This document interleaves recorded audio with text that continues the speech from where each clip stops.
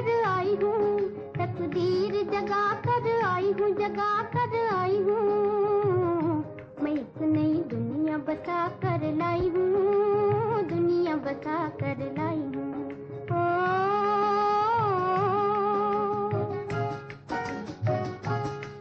तकदीर जगा कर आई हूँ, तकदीर जगा कर आई हूँ, जगा कर आई हूँ।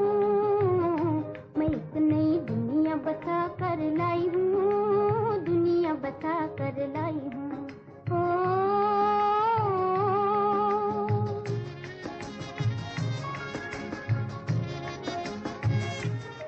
ओम शांति, ओम शांति।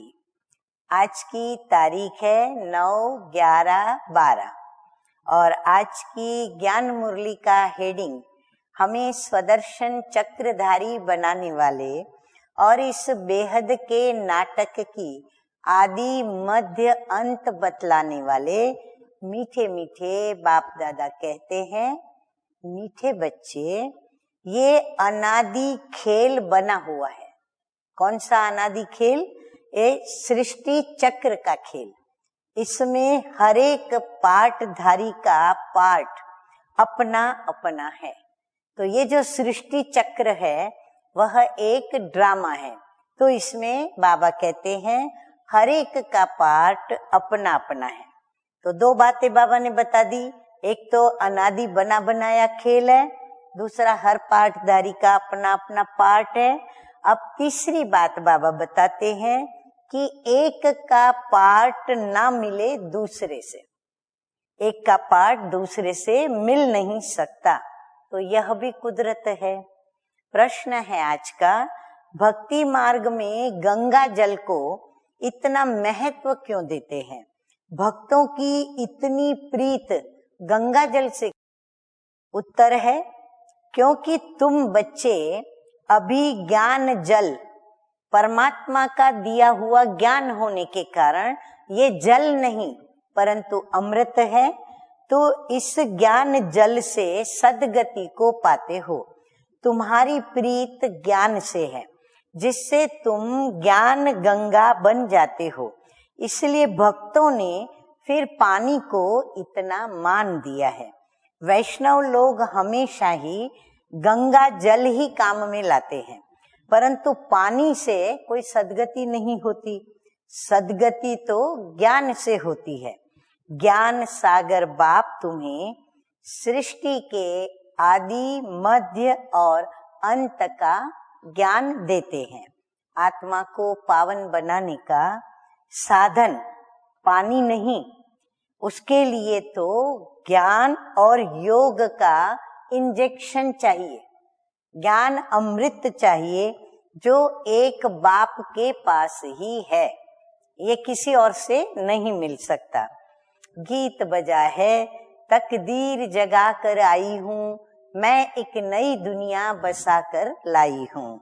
धारणा के लिए मुख्य सार है, एक है साक्षी हो, हर एक पार्टधारी का पार्ट देखना है। तीन बातें बाबा ऊपर ड्रामा की बता चुके।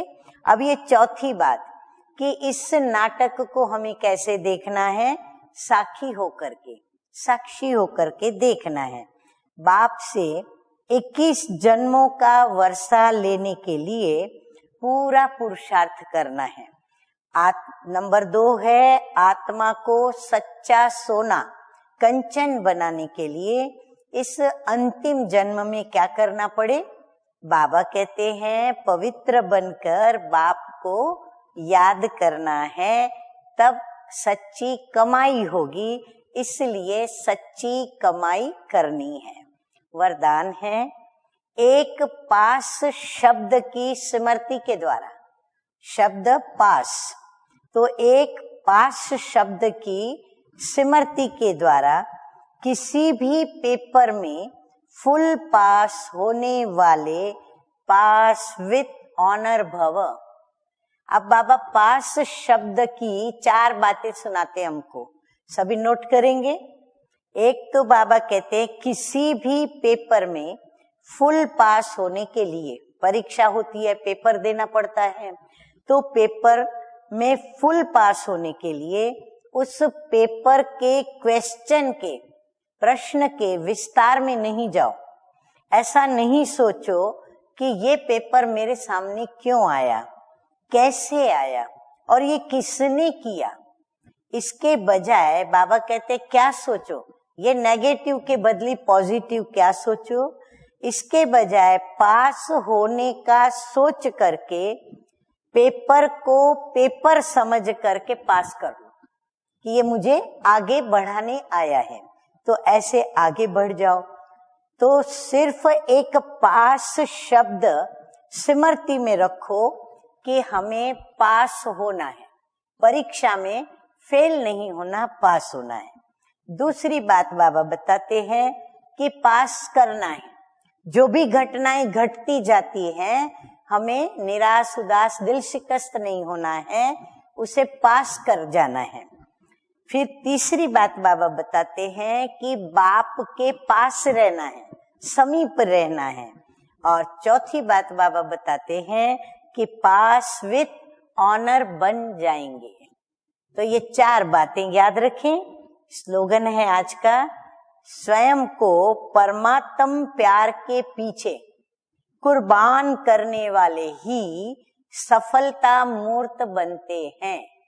अब हमें निर्णय लेना है कि हमें मनुष्य आत्माओं के पीछे कुर्बान होना है, किसी व्यक्ति विशेष के पीछे या किसी विशेष संबंधी के पीछे, या फिर हमें उस परम पिता परमात्मा के संबंध में सर्व संबंधों को देखकर उस पर कुर्बान जाना है। अगर उस पर कुर्बान गए तो सफलता मूर्त बनेंगे। अच्छा, मीठे मीठे सिकी लदे बच्चों प्रति मात पिता बाप दादा का याद प्यार और गुड मॉर्निंग। रूहानी बाप की रूहानी बच्चों को नमस्ते। हम रूहानी बच्चों का रूहानी बाप दादा को याद प्यार, गुड मॉर्निंग और नमस्ते नमस्ते। ओम शांति, ओम शांति।